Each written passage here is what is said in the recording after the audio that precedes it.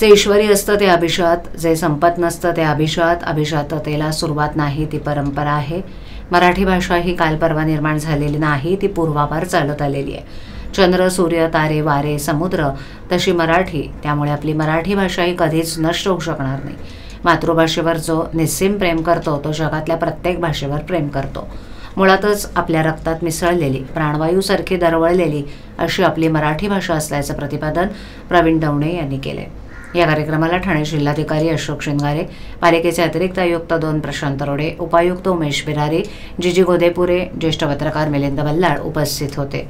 मराठी भाषा संवर्धन पंधरवड्याच्या निमित्तानं ठाणे महापालिकेतर्फे आयोजित करण्यात आलेल्या विविध उपक्रमांचा सांगता सोहळा आणि पारितोषिक वितरण समारंभ पालिका मुख्यालयातील कैलासवासी नरेंद्र बल्लाळ सभागृहात संपन्न झाला.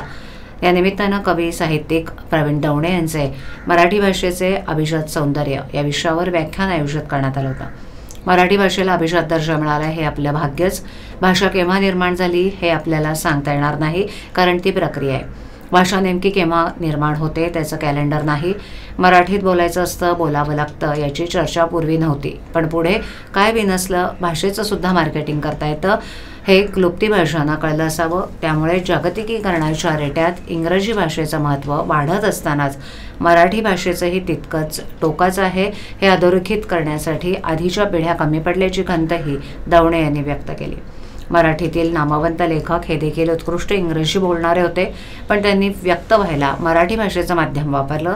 याचं कारण म्हणजे यंत्रभाषा, तंत्रभाषा म्हणून इंग्रजीचं महत्त्व ते नाकारत नव्हते, पण व्यक्त होण्यासाठी आईचीच भाषा सोपी वाटायची.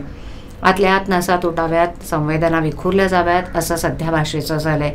आताच्या पिढीची भाषा ही त्रिभंगलेली असल्याचंही दवणे यांनी नमूद केलं.